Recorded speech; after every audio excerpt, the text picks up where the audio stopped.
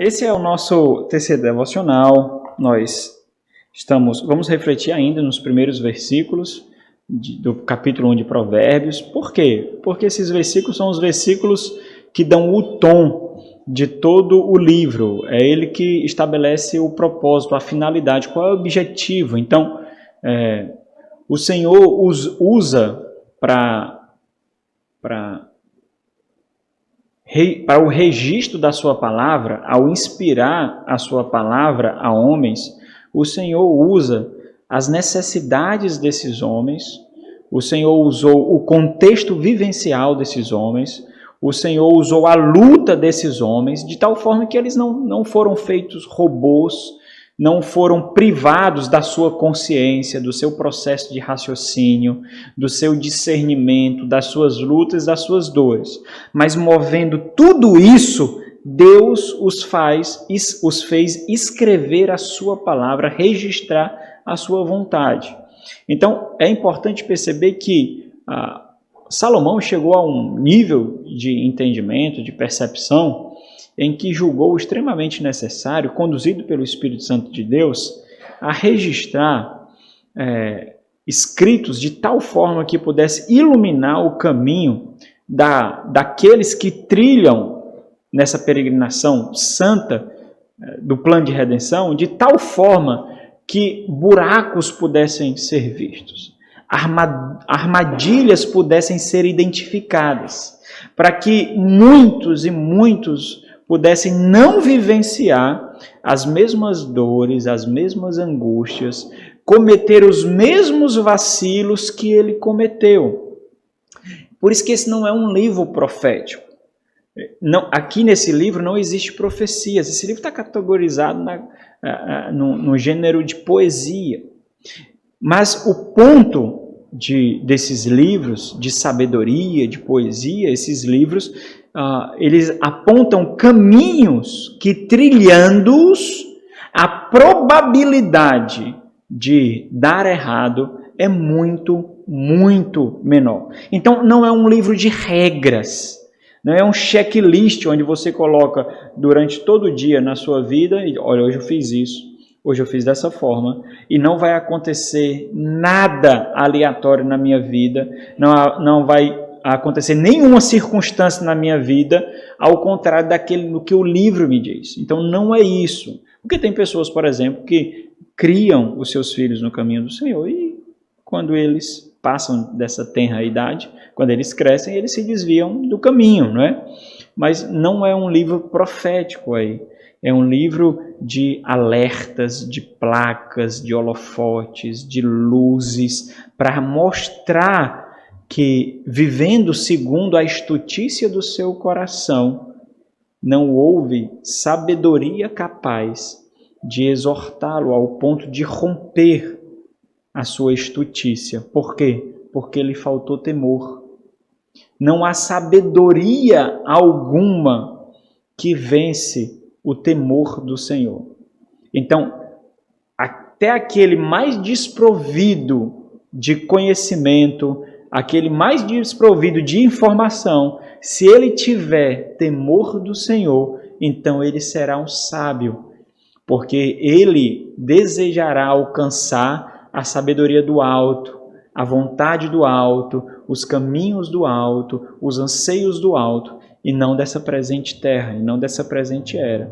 A sua ética, o seu conjunto de regras, de valores, de leis, que molda a sua moralidade, o seu comportamento, a sua conduta, não jazem nessa atmosfera, nesse plano, mas vem desde antes da fundação do mundo, da mente do Senhor. Então, nós vimos, nesse mesmo trecho, nós refletimos sobre dois temas. Primeiro tema, né? É sábio ser ensinável. É sábio ter um coração ensinável. Porque isso mostra que nós suspeitamos de nós mesmos. E só nós suspeitamos de nós mesmos porque nós conhecemos o nosso coração. Nós sabemos quem nós somos. E nós sabemos quem nós somos e por isso suspeitamos de nós mesmos, porque nós vivemos buscando conhecer a Deus. E quanto mais nós buscamos conhecer a Deus e a vontade de Deus, mais nós vemos que carecemos da sua provisão, da sua iluminação, da sua luz, do seu conhecimento. Porque até mesmo quando intentamos fazer o bem, nós cometemos o mal. Até mesmo quando nós queremos ajudar, nós atrapalhamos. Até mesmo quando nós forjamos planos para edificação, nós destruímos. Então, olhando isso, nós vemos que não há a mínima possibilidade de edificar uma vida próspera se o Senhor não for o nosso alvo. Não há, irmãos. Simplesmente não há. E essa foi a grande percepção de Salomão. Um homem extremamente rico, o homem mais sábio que já pisou na terra, além de Jesus Cristo, o homem cuja fama, a sua fama irrompeu fronteiras geográficas, mas mesmo assim ele viu que, cheio de sabedoria, ele viveu como um tolo, ele viveu como um nécio, porque a sabedoria não lhe mostrou o temor do Senhor necessário para viver essa vida. Então, é sábio ser ensinável. Você não sabe de tudo. A grande humildade não é querer saber de tudo e proferi-las com palavras mansas, suaves e tranquilas. Não é criar jargões do tipo, olha, eu posso estar errado, mas, olha, pode ser que não seja isso, mas, não, eu não quero nem parecer arrogante aqui, né? O meu ponto é o seguinte, isso não faz de você uma pessoa humilde, isso não faz de você uma pessoa ensinável, isso não faz de você uma pessoa simples, não faz. O que faz de você é uma postura, um espírito ensinável, adestrável, não persuadido pelo mundo, guardas levantadas para o mundo, mas guardas baixas por aqueles que você mesmo identificou como instrumentos de edificação, colocados por Deus na sua vida, seja os seus irmãos, seja os seus líderes. Para esses, então, você não precisa levantar as guardas. Foi Deus que colocou. E é por meio deles que o Senhor lhe edificará. Não virá nenhum anjo edificar você. Você não terá nenhuma visão que trará edificação para você. Você não terá nenhuma revelação especial, assim disse o Senhor, que lhe trará edificação. Vai ser por meio dessa pessoa que está do seu lado. Aí. É essa pessoa que vai lhe edificar. Então olha para o irmão que está do seu lado. E diga, edifica-me. Vocês estão entendendo? Então, a vida cristã, irmãos, é tão simples, mas tão simples, que quando há complexidades, são por desprezar a simplicidade da vida cristã. Isso que eu estou dizendo para vocês é o beabá da nova criatura, irmãos. Muitas complexidades em igrejas seriam reduzidas se nós observássemos esse beabá. Por que você vai causar repulsa naquele que Deus concedeu a graça de ser o edificador da sua vida? Ele é um tipo de Cristo para você. Ele é um tipo de Senhor para você. O grande ponto aí não é que ele lhe julgou errado, não é a hipocrisia. O grande ponto aí não é que ele está sendo arrogante, a grande questão é que você não é ensinável. Porque se você, a pessoa ensinável, não julga as palavras, as motivações do outro. Ela simplesmente considera em que ponto, em que medida aquelas palavras fazem sentido. Simplesmente assim. Não fica procurando brechas. Olha, porque ele não entendeu. Não, ele não entendeu.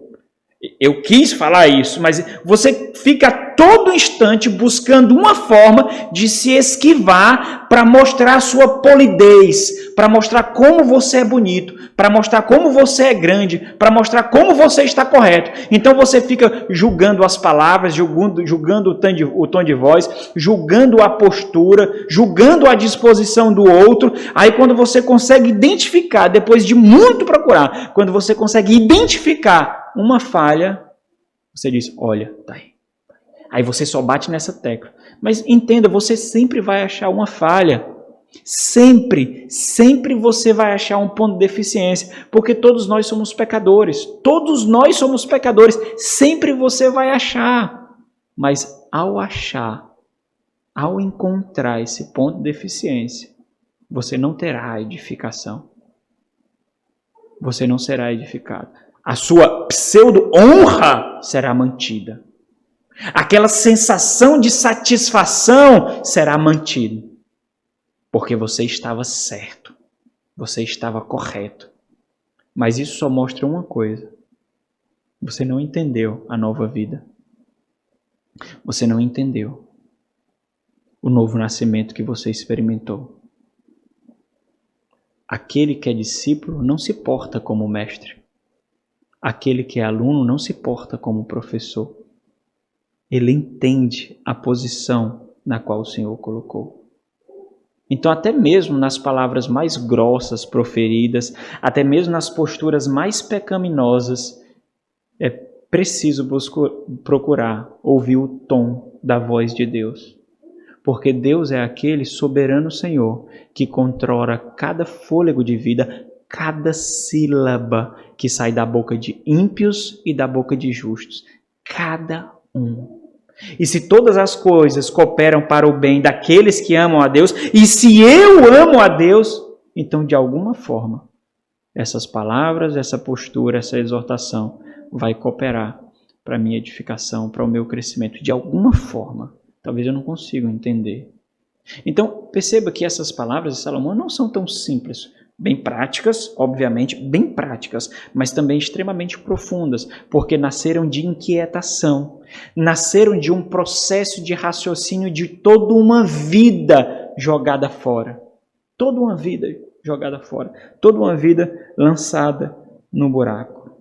Salomão assumiu o trono talvez aos 20 anos de idade, reinou como seu pai 40 anos e findou sua vida muito jovem, porque a gastou completamente. Então, ser sábio é ser ensinável. No segundo devocional, nós refletimos sobre a sabedoria está arraigada no coração.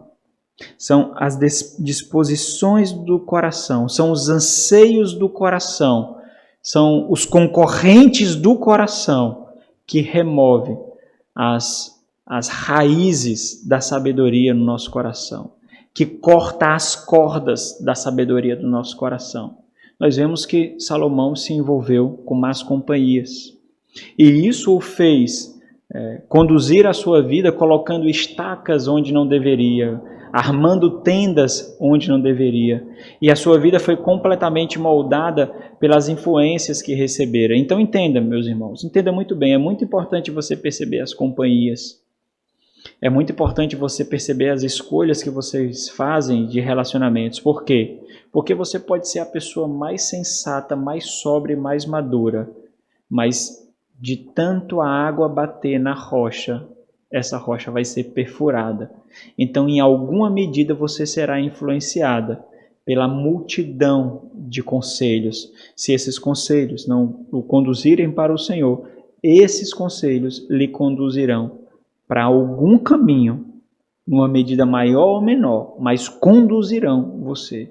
Então é muito importante ver que até o homem mais sábio do mundo foi influenciado de forma extremamente negativa pelo meio que ele escolheu fomentar, pela atmosfera que ele resolveu cultivar, criar, ele foi influenciado. E fazendo isso, ele se mostrou um tolo e edificou para si um exército de problemas, um exército de dificuldades, cuja a porção tão grandiosa de sabedoria não foi capaz de reter. Não foi capaz. Ele não conseguiu, com a sabedoria que tinha, discernir o que era armadilha e o que não era. O que era a voz de Satanás e o que não era. Onde estava a voz de Deus na multidão de vozes? E, vamos ser sinceros, você e nem eu somos mais sábios que Salomão. Não somos. Então, se eu não sou e suspeito de mim a todo instante por causa disso, então os meus olhos têm que estar bem mais atentos. Nós temos falado sobre evangelização e discipulado. Nós procuramos meios, relacionamentos, formas em que nós exercemos a primazia da influência, a primazia da persuasão. Nós não vamos nos envolver em meios em que para nós pode ser uma armadilha, pode ser um perigo. Nós não vamos nos envolver num ambiente tão amplo, tão cheio, a ponto de, pelaquela multidão de pessoas que pensam contrárias a mim, nós sermos influenciados, porque nós não temos o poder de ditar o tom da conversa, de ditar o assunto, de conduzir a conversa. Se nós nos colocarmos nesse meio, é muito provável que nós manipulemos o evangelho. Olha, mas também não é tão rígido assim. Mas também não precisa ter radical, porque essas pessoas são cheias de achismos por suas experiências. Elas conhecem Deus por suas experiências. E são experiências caídas, não são experiências redentivas. Então vem de achismo. Eu entendo assim, eu acho assim, eu vejo dessa forma. E aí, para não sermos excluídos da tribo, que é assim que acontece especialmente com jovens buscam fazer parte de uma tribo, fazer parte de um povo, fazer parte de uma galera. E para não ser excluído dessa tribo e dessa galera, então, tem que se falar o mesmo dialeto, tem que se vestir da mesma forma, tem que ter a mesma postura, tem que ter o mesmo linguajar. E aí, as suas estruturas de consciência e convicção vão sendo manipuladas, porque ser diferente é ruim, segundo ele entende. E por isso há manipulação. Então nós nos envolvemos num lugar ou num grupo de pessoas até o ponto de identificarmos que ali nós não encontramos concorrentes para o nosso coração. Ali não há facas que cortem as cordas que liguem a sabedoria ao nosso coração. Nós não fazemos isso. Por que não fazemos isso? Porque nós somos ensináveis. Sendo ensináveis, nós aprendemos que temos que suspeitar de nós mesmos. Nós não temos todo o conhecimento. Nós não somos tão sábios como julgamos que somos. Nós precisamos ter cuidado com aquilo que ainda está dentro de nós, que carece de transformação completa, que se chama coração, o centro das nossas vontades, o centro das nossas inquietações, o centro dos nossos anseios. Por isso nós o protegemos. Porque ele é muito volátil, muito. Qualquer faísca de fogo incendeia com fogo destruidor, com fogo pecaminoso. Então nós cuidamos dele, nós nos protegemos dele. Então a sabedoria nesse sentido é essa caixa torácica de proteção, né? Sabedoria. A sabedoria é proteger o coração para manter nele o temor do Senhor. Isso é sabedoria. Proteger o coração para manter nele o temor do Senhor. Onde não há temor do Senhor, não há eloquência, não há conhecimento, não há discernimento, não há inteligência, não há sabedoria. Há um estúpido tolo com palavras rebuscadas e muito culto, mas um tolo que a sepultura já o chama de meu. Hoje nós vamos refletir ainda nesse texto sobre o tema: a sabedoria é o antídoto da desgraça. A sabedoria é um antídoto da desgraça. Vamos ler. Cada um lê um versículo, tá bom? Eu vou ler primeiro, vamos ler até o versículo 7. Provérbios de Salomão, filho de Davi, o rei de Israel. Para aprender a sabedoria de Deus, para entender as palavras de inteligência. Para obter o centro do poder, a justiça, e a equidade. Para dar aos simples prudência e aos jovens conhecimento e conselho. Ouça o sábio dessa prudência e o instrui adquirir habilidade. Para entender provérbios e parábolas, as palavras e enigmas do sábio. O temor do Senhor é o princípio do saber, mas o louco despreza a sabedoria.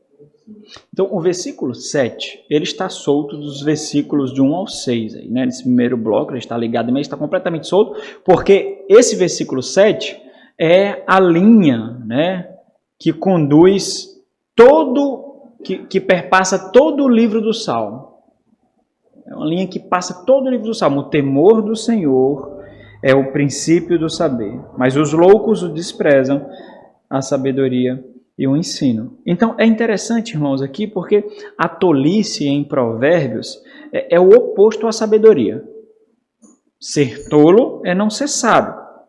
E sabedoria é o resultado da nutrição do conhecimento que teme o Senhor. Porque tem conhecimento que não nos faz temer o Senhor.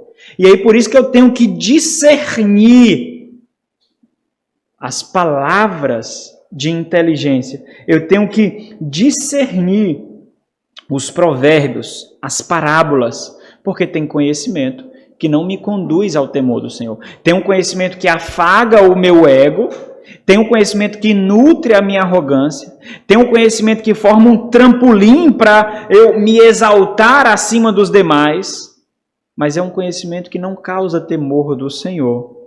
É um conhecimento que demonstra um temor aos homens e não um temor do Senhor.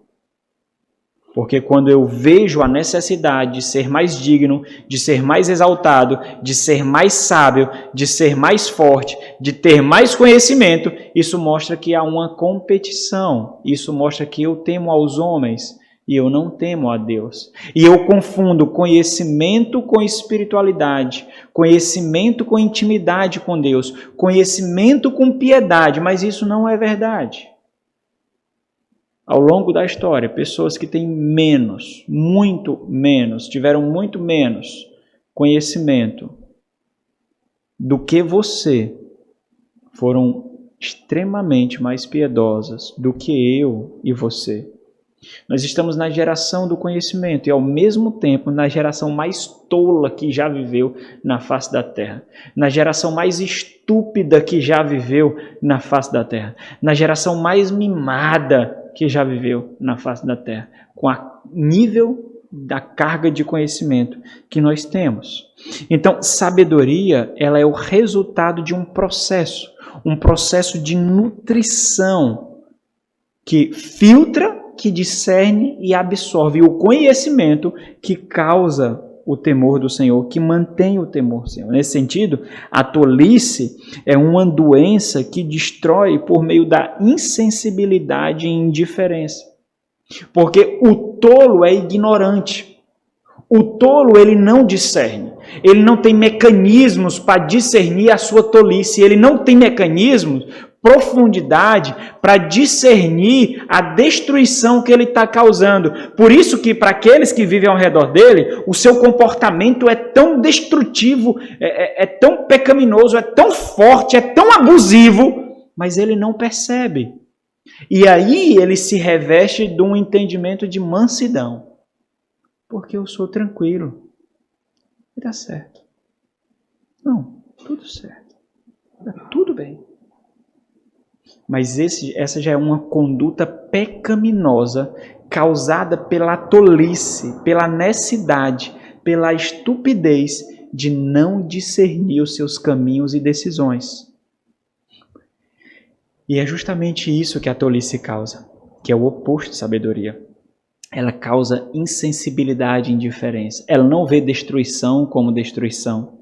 Não vê armadilhas como armadilhas. Não vê caminhos de morte como caminhos de morte. E aí ela constrói porque nós estamos falando aqui de pessoas que estão no meio dos crentes.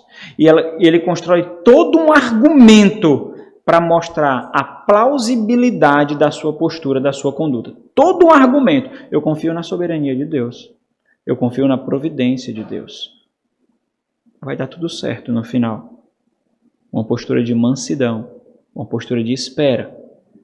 Mas entenda, nós fomos feitos arautos, nós somos grandes atalaias, nós observamos, nós tocamos as trombetas do perigo, da batalha. Nós estamos alertas e somos exortados a isso e a ficar vigilantes.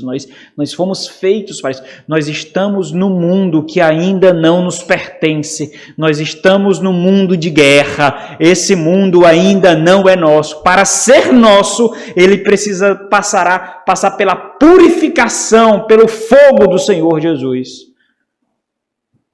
Por isso aqui nós ficamos alertas. Soldados alertas na batalha, soldados insensíveis e indiferentes morrem.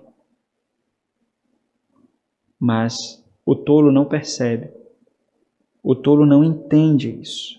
Então, em Provérbios, irmãos, é interessante isso. Você já leu o livro de Provérbios todinho. Você está fazendo aquele exercício. Que dia é hoje? 7. Então é para ler o capítulo 7 de Provérbios.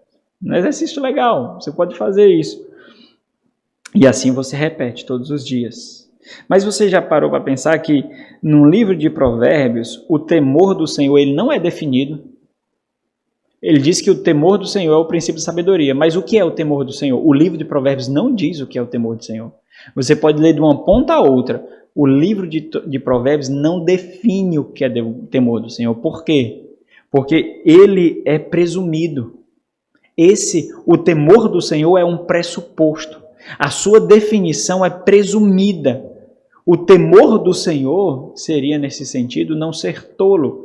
E o que seria não ser tolo? Seria não fazer aquilo que Deus causa repulsa a Deus. Seria não fazer aquilo que não agrada a Deus. Seria não fazer aquilo que quebra as leis de Deus.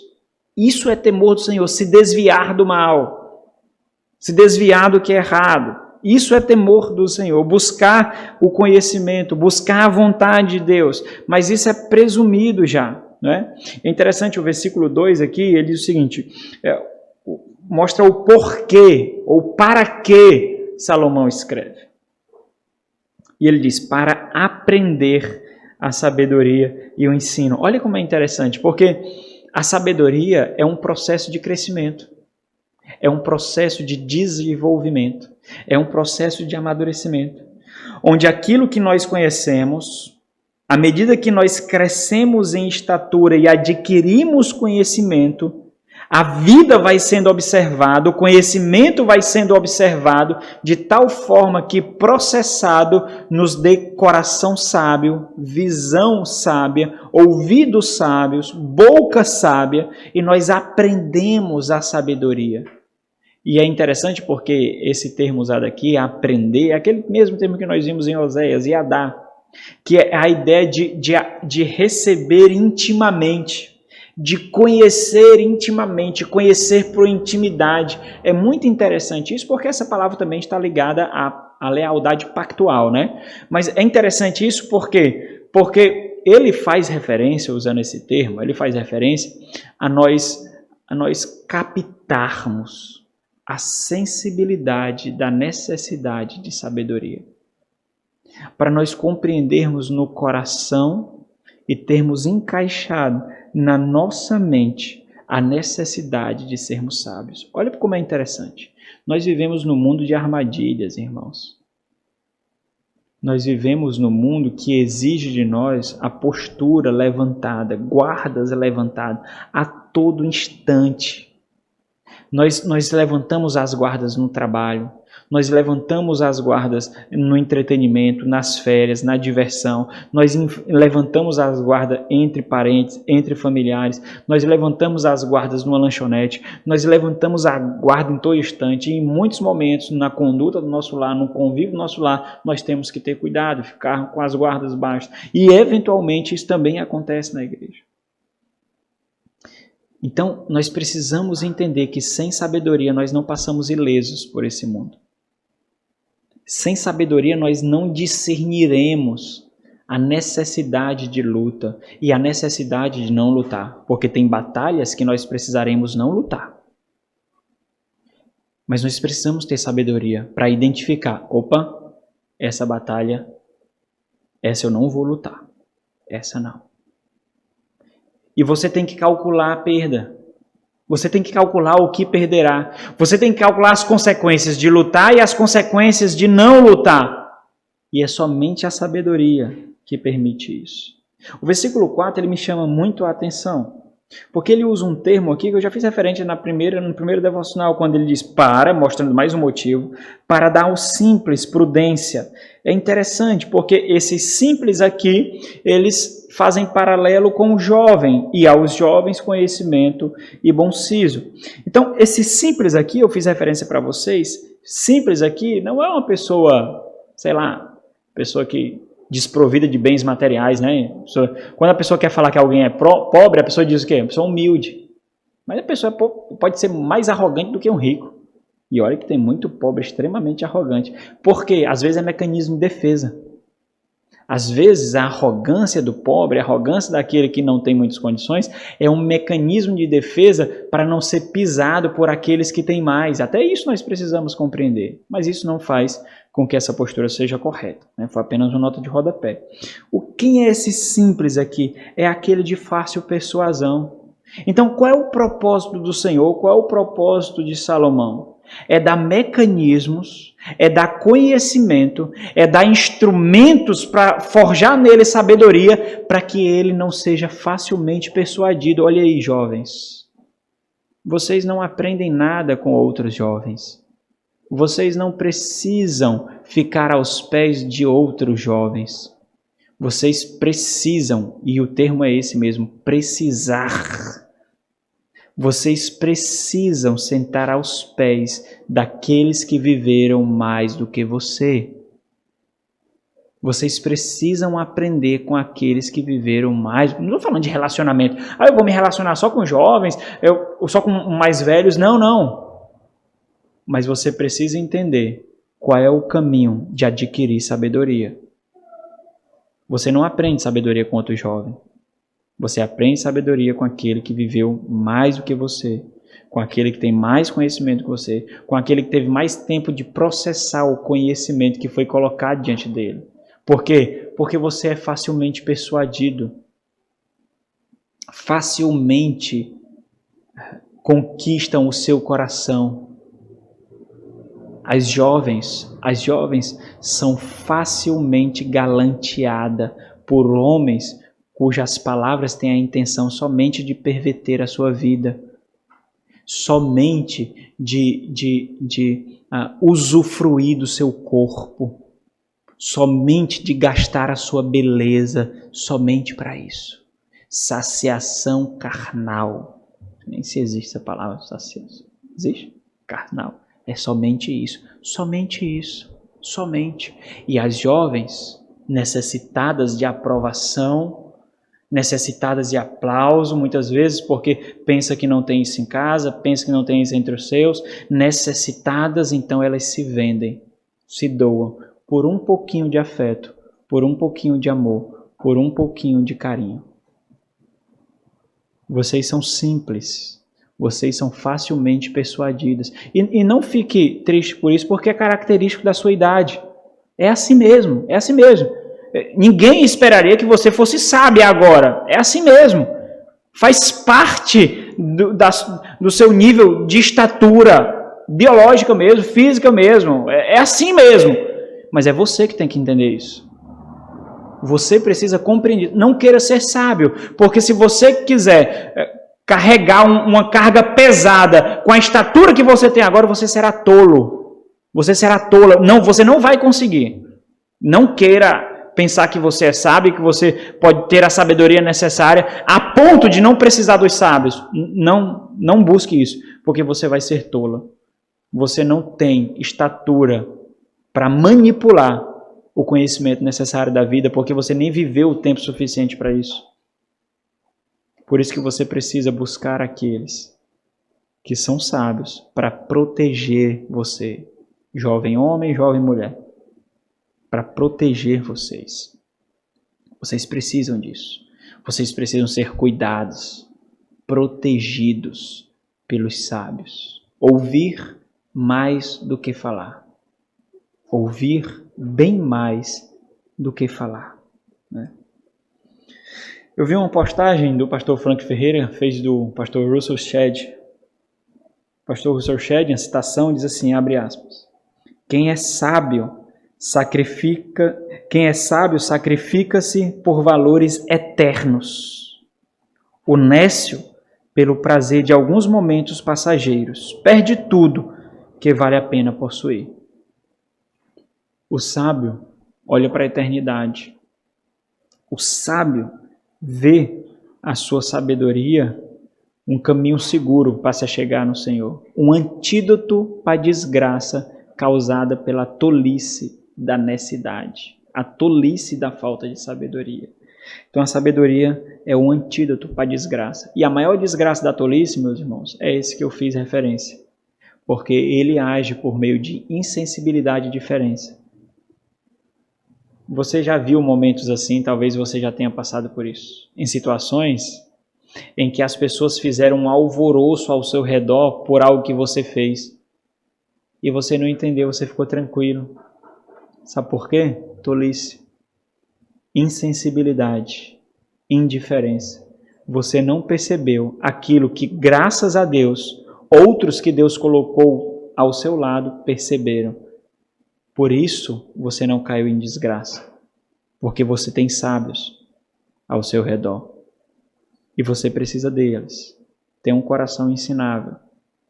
Entenda que a sabedoria é um antídoto. Entenda, não é só a sua sabedoria, é a sabedoria daqueles que estão ao seu redor. Aquela sabedoria que você vai perseguir por ver a sabedoria naqueles que estão ao seu redor. Então, por mais que no primeiro momento, por se julgar inferior de não ter percebido aquilo que outros percebiam, seja ensinável. Porque ser ensinável é o maior ensino, o maior aprendizado de um sábio. Ser ensinável, irmãos, nos livra de muitas enrascadas, muitos perigos. E isso não gera em nós mesmos expectativa de sermos irrepreensíveis, de sermos excluídos do caminho de exortação uns dos outros. Porque nós sabemos que não somos sábios, tanto quanto nós precisamos. Por isso o Senhor nos deu uns aos outros, para preencher as lacunas de sabedoria necessária, para nos conduzir em Cristo ao seu encontro. Vamos orar. Nosso Senhor, Deus de misericórdia e graça, paz e amor, toda compaixão, dá-nos um coração cada vez mais ensinável, ó Deus. Nós somos tão simples na prudência, nós somos tão carentes de conhecimento necessário e muitas vezes facilmente persuadidos por os inimigos astutos que nós temos, pelos agentes sagazes de Satanás. Ajuda-nos, ó Deus. Forge em nós um coração sábio. Que a sabedoria esteja arraigada em nosso coração, presa firmemente em nosso coração. Ajuda-nos a entender, ó Deus, que a sabedoria é o antídoto para a desgraça desse mundo.